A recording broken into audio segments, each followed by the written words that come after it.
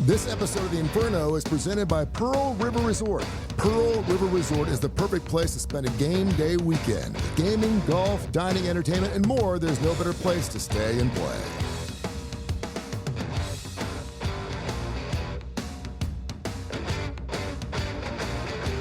Welcome back to the Inferno. Today's episode rundown brought to you by Legacy Credit Union. Legacy Credit Union, the official credit union of UAB. First, it was grilling tips. Then it was dating tips. And we've had everything. Now it's tips on when is it time to come home.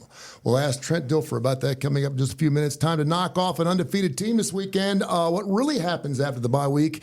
And this week in Blazers athletics, we will start our big old show coming up here next, right here on the Inferno. Trent Dilfer here, head football coach of the UAB Blazers.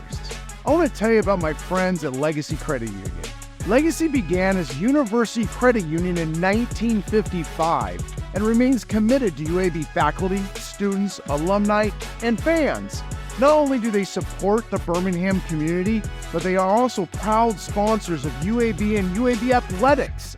Visit legacycreditunion.com and find out why you should become a member today. Welcome back to the Inferno. As you can see, we only have two of us here. Coach Trent Dilfer of the UAB Blazers. I'm Tony Kurre. Mark Ingram, the UAB Athletic Director, is gone for the day. So the cat's AD away. Business, yeah. The mice will play. Let's talk about them. So let's do it. Want to? Let's start right there. I'm glad you brought that up. What kind of relationship, and obviously I know you're going to say you have a great relationship. I've known Mark for a long period of time, but I've also known ADs where you never see the AD. Mm-hmm. I've seen, it's like GMs at radio stations. Like if I never saw the GM, it was a good day. Yeah. If I saw the GM, I knew something was about ready to hit the fan. But what kind of relationship do you have with him? What kind of guy is he to work for? I guess he's considered above you because he's the athletic director. He does the hiring, firing, but you bring in the big time cash. I think it can be a very complicated relationship. Yeah. Most of my mentors, not even peers, I'm new to this, but most of the people that I've known in the college football profession for a long time advised me never have a great relationship with the AD. Always keep them on edge. You're pushing, they're resisting, you're pushing, they're resisting, you have to win. In my older life, I probably would have adopted that, to be quite honest with you. I do not think that is the best methodology right now here at UAB. I think Mark has been under a tremendous amount of pressure based when he was here when football was brought back. I think naturally when people are disappointed, he becomes a polarizing figure. Any person in leadership becomes that. Yeah.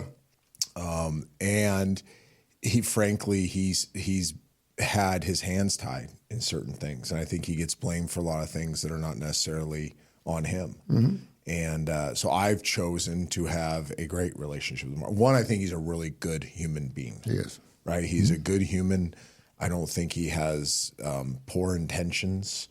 I think if somebody handed him $10 million, he'd love to give it to me. Yeah. Mm-hmm. Not me, the person, but me, the program. Mm-hmm.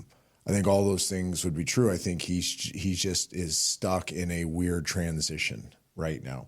And I think empathy and understanding his side is very helpful. I think Bryant Carter, who is our sports admin, associate athletic director, is in the same boat and is probably our biggest advocate. Right now, he has to say no to us a lot of times, and a lot of people don't like hearing no. Yeah. And when they hear no, they fight. And I've hopefully become wise enough. I'm learning. I'm growing. Everybody, I still have a lot of issues, but I'm growing. I'm learning that no is not necessarily never. No is not now.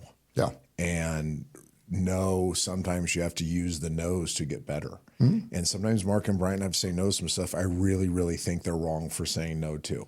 But I got to understand why they're saying no. Yeah. And I can't whine about it, can't complain about it. I have a sign outside my door, and everybody knows there's no problems, only solutions. So I'm in the solution business. And because of that, I think Mark, Bryant, and I have been able to work really, really well together. Are we always besties? No. I mean, if we're, even when we're sitting here doing this show, there's times there's tension because there's things that I want that he can't give, or he wants that I'm doing not the way he wants them done. But winning football games can put you on the right trajectory. Winning fixes a lot of things, but I think how you treat people fixes a lot of things. And we've worked through some serious conflicts in my 21, 22 months here, and hopefully we've done them in a way, both sides, where There's mutual respect, there's professionalism, and we've worked towards a common goal. There's nobody that wakes up at UAB and says, hey, I want to lose today. Yeah. Right? People, no doubt. None of us are waking up saying, let's find another way to lose. That's never the intent. Sometimes it's going to be harder to win this way, but let's hire coaches that are willing to take on that challenge and find the harder way to win. This week in Blazer Athletics, brought to you by Pearl River Resort. You know him, Trent Dilfer, the head coach of the UAB Blazers. You got the bye week this past week. You got a Navy team, 3-0. Good night. Trying to go undefeated, go 4-0 for the first time in about 7 years. Yeah, and I do a lot of radio shows on Tony Kurre Radio. We do a handicapping show up, and one of my best bets was Memphis minus the 9.5 against Navy, and I'm looking down, it's 34 or 35 to 10. I'm like, wow, I'm missing something here from this team. Blake Horvath, that quarterback, is averaging 10.8 yards per carry.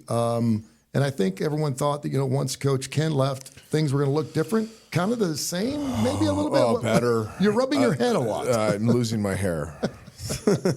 Already lost. All right, so I'll try to give this short answer, not the long Dilfer answer. Coach Ken did a great job establishing core values, obviously, that are already in the academies, strong, but even stronger. And by the way, doing a pretty nice job at San Jose State. Doing a great job. Yeah. He's a great coach, great man. What Brian Newberry has done is taken kind of an intellectual approach to his program. They have strong players. They have better athletes than people think. That's the biggest misconception about the academies is, they're not as talented. Yeah, they're not as long, they're not as big, they're not as celebrated coming out of high school, but those coaches are not stupid. They understand speed, power, strength, twitch, all these things. They get the right kind of player that fits their system. Is it fair to assume they're going to be more disciplined than any other program? They are, and they're fast, man. They are fast, especially offensively. And they have versatility. Belichick always talked about a versatile football player is a more dangerous football player. They have wings that can play running back, they can play wide receiver, that can block. They have fullbacks that can run, block, catch. They have a quarterback that can throw, run, break tackles. Like, they have versatile athletes. Defensively, they have players that can play in space and they can play at the line of scrimmage. They have players that can play in the weak flat and be blitzers. They have safeties that are run fillers and coverers. Like, they just have a lot of versatility on the roster. So Coach Newberry's taken this really intellectual approach. He's like, okay, maybe we're not as long, maybe we're not as big, but we're this. We know our opponent, and we can create schemes that make you eat your soup left-handed. And it's the easiest way of saying it is when you play the academies, you're constantly juggling your opposite hand, eating your soup and spilling it all over your chin, right? Like, you just never feel comfortable. Yeah. There's never a moment of, we've seen this, we know what's coming. No, you're put in a position of playing, like, you're catching. You're like, what's coming at us? I got to catch it. I got to figure it out. They try to make you never the aggressor. Yeah.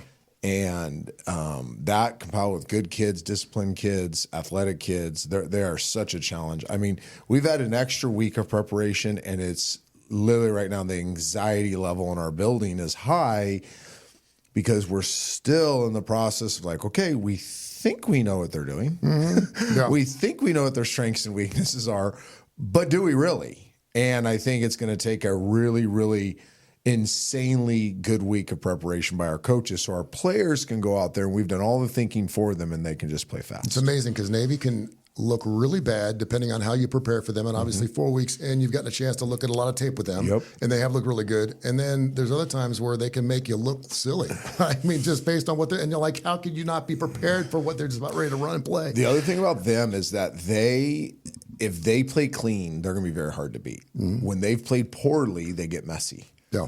Because it's a very complicated system to run on both sides. And if they get messy defensively, they're out of position.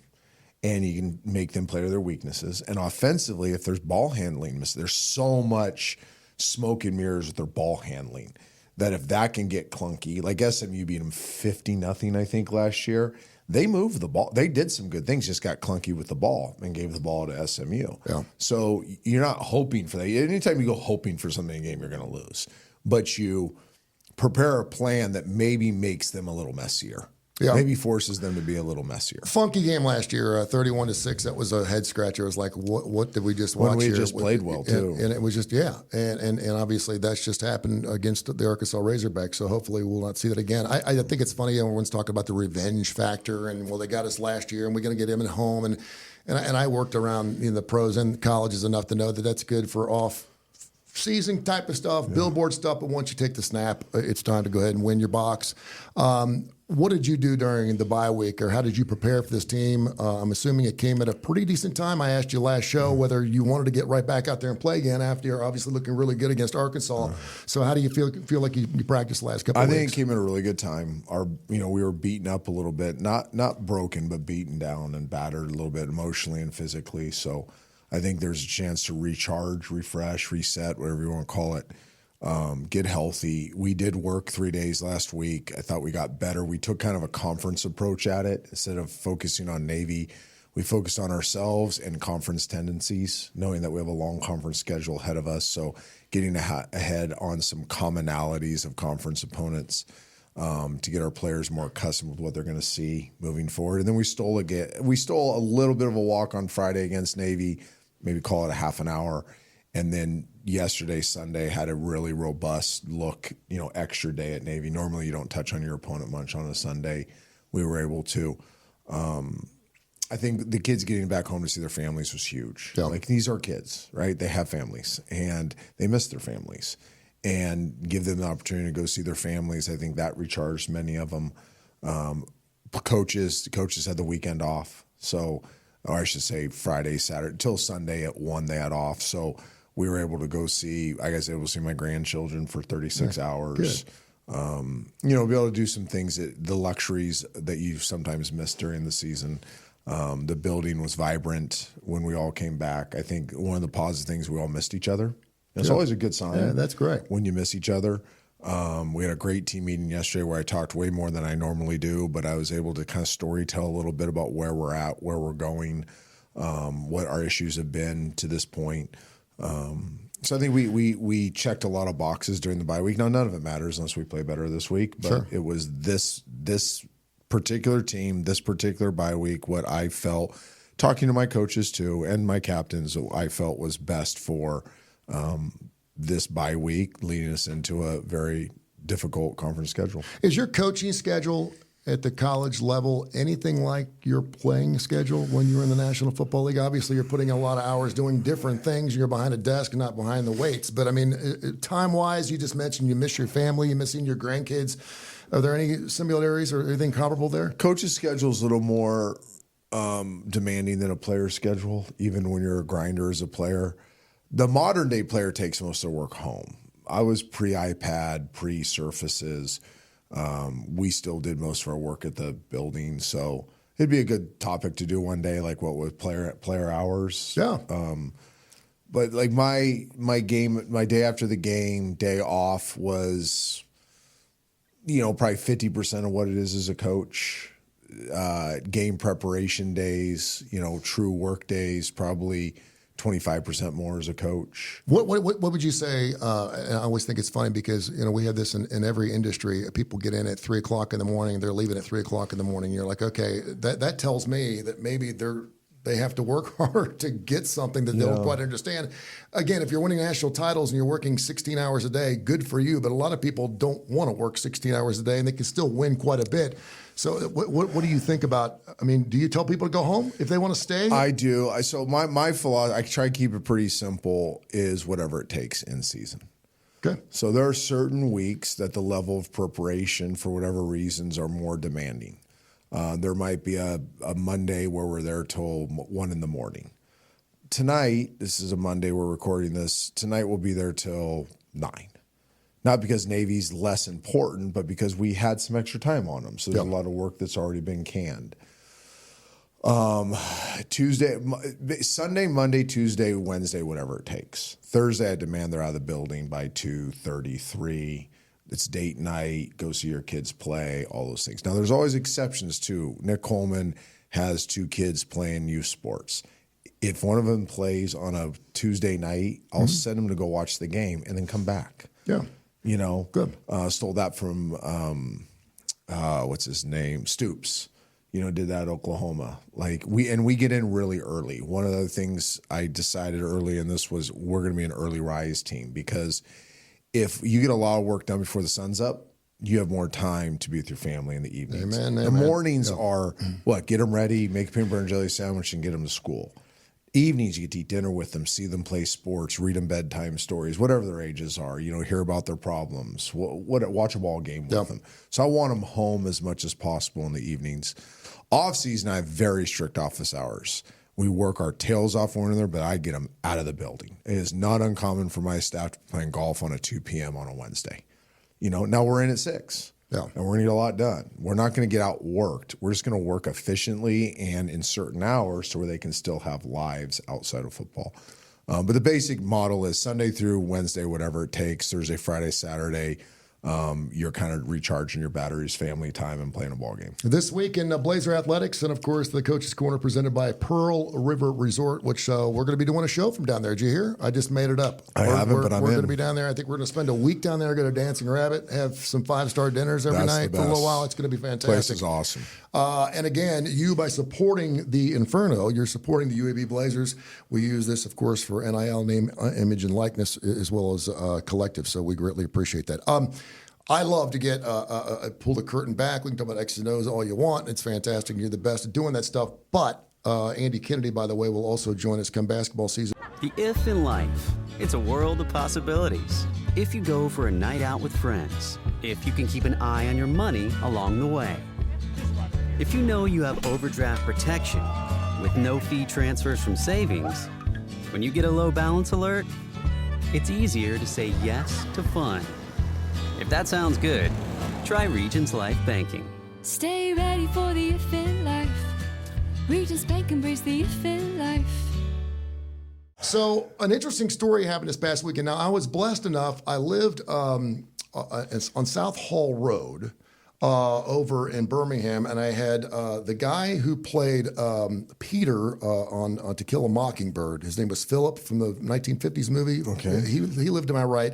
And then Bob Teterick, who was an offensive lineman for the Detroit Lions, the Buffalo Bills, lived to my left. I recognize that name. And Bob was a big son of a...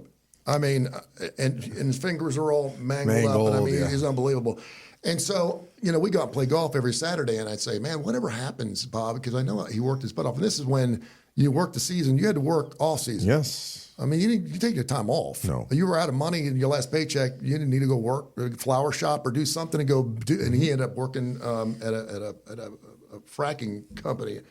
And I said, what would you do when you bust your ass all week? You're working really hard. And then the guy to your right stays out all night. Yeah. And shows up, and he ain't worth a rip on Sunday afternoons.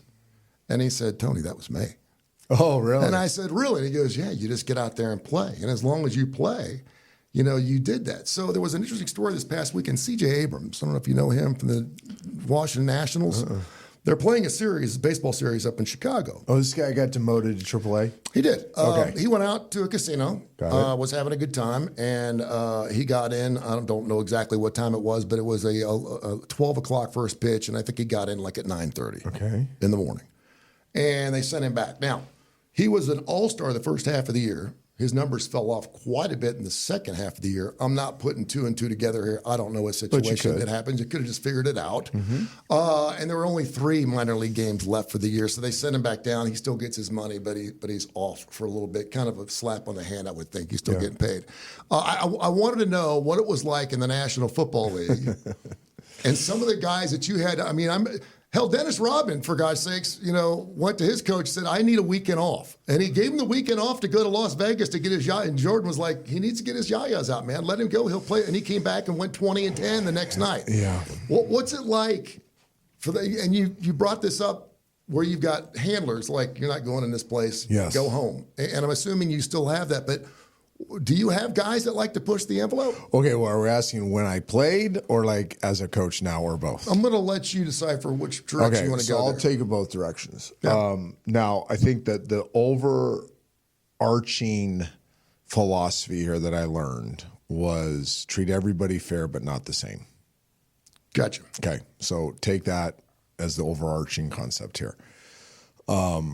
Lawrence Taylor, who I never played with, but he could do whatever he wanted, and he would show up on game day and be the best game wrecker in all of football. Yeah.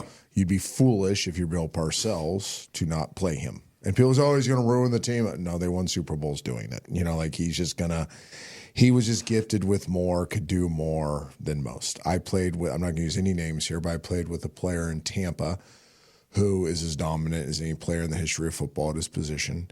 And he adhered to almost zero of the team policies early in his career. Mm-hmm. He was reprimanded internally. He had to do extra running. He had to do, things that were you would call punishments within the building, but it never affected Sundays. So he was going to play on Sundays. Mm-hmm. There's players that try to live that way, and their performance decreases. Now it's easy for players and coaches, the moral authority of the team, however your team's structured. Many of the teams I played on, I was the moral authority, to be able to go to that player and say, guess what? You stink now. Like you've had some choices to make. You made some decisions. Here's your consequences. I'm going to coach, and I'm telling them you ain't playing Sunday because you're hurting the team. And coaches say, okay, you're team leader, you're captain, you get to make that choice. Now you're not losing much because that player's playing crappy anyways. Yeah, exactly. Right? Yeah, So, true. Yeah. I mean, this guy got sent down because he was batting below the Mendoza line. I'm like, it's not going to hurt the team. They're out of the playoffs. Exactly. Yeah. So there's hurting the team culture, and then there's hurting the team on game day in the NFL. I will tell one story. I'm not going to, if I can't use this name.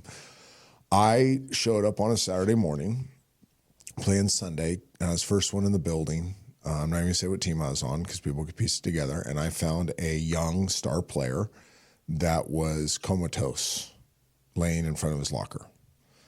And I went over to this player. I wasn't sure if he was napping, what happened. So he was still in his clothes from the night before, Friday night, had vomit on them, had white powder off of his nose, could smell the Hennessy. His clothes were basically drenched in Hennessy, and he was completely passed out. I took his clothes off, butt naked, threw him over my shoulder, butt naked, took him in the shower, and poured cold water on him until he woke up, put him on the floor of the showers, made sure, cleaned him up, got him ready for team meetings. He went to team meetings. After team meetings, I pulled him aside, and I said, you have one chance. I mean, this is a difference maker now. I said, I won't say anything if you go play well tomorrow. And he caught 2 touchdowns the next day. I love that story. So people, some of my teammates at the time, they found out later on that Saturday, are you going to say anything? And I'm like, I don't think there's a lose here because in the first quarter, if he's not playing well, then I'll expose it. Yeah. And I've also talked to the backup, and the backup knows that he's ready to rock. He may get starter reps on game day. And it was, and again, I followed up with this player. For those of you people that are like, oh gosh, what did you teach him life lessons? I mentored this kid for the next 2 years, and he ended up being a really good person, kicked his drug habit, kicked his alcohol habit, is a productive member of society, had a decent career, and is a good human now. Mm-hmm. So it was a teaching opportunity too for later to then get with him and mentor him. But the NFL is different now. It is about winning and losing. Yes, you want to make a difference in people's lives. Yes, hopefully I had an impact in people's lives. But at the end of the day, you're not getting paid to develop humans. You're getting paid to win football games. At that level, you should. At that level. Yeah. Now, totally different here. Yeah. Here, hurting the team, and I think this is in general in college football, if you hurt the team in any way, you should be punished. And no one player is big enough to cost you a game. None of them are good enough. Like, this is a general message I've learned in college football. None of them are good enough. Yeah. And you think in your mind, oh, Caleb Downs is the greatest. Yeah, Caleb Downs is one of the greatest college football players I've ever seen as a true freshman. They're going to be just fine at Ohio State if Caleb misses the game. Mm-hmm. Against whoever, they will be just fine.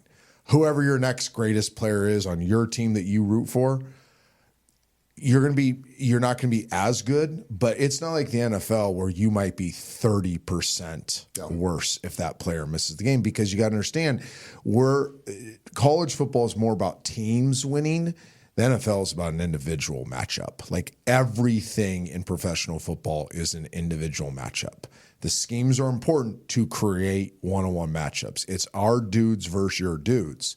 And then the level of sophistication and XO and game management, all these things are just, it's calculus. This is like 5th grade math. Yeah. And so I don't think you ever in college football player put one player that much above the team. So if you're late to an academic meeting, in my mind, that's the same as staying out too late on a Thursday night. Like sense, they're equal in my book. Both hurt the team. Info at TonyCurryRadio.net. Info at TonyCurryRadio.net. If you have any questions for Coach Dilfer, we'll get into them. Of course, every single week we do the Inferno. Every single week we get out as quickly as possible. And a big ball game coming up here, this Coach's Corner, not to mention our hot topic of the day, a short break. And then you've got some exciting news because you and me are working double duty this week. I am? Yes, you are. We'll tell you about it next year on the Inferno. Welcome back to the Inferno, along with Trent Dilfer. He, of course, the head coach of the UAB Blazers, getting ready for the Midshipman this weekend. And Navy, always a special game to play Navy. And, of course, Mark Ingram, the UAB athletic director, will join us again next year, or next week, should I say, not next year, although, I think we did pretty well. I think we did pretty well without him. I mean, sometimes he just sits there, but no, we love having Mark in the show. He does fantastic work. You're going to join me on another show I'm doing called The Starting Lineup. Yes. So we will get ready to record that on Saturday morning from 10:30 till 11 o'clock on ABC 3340. You will join me.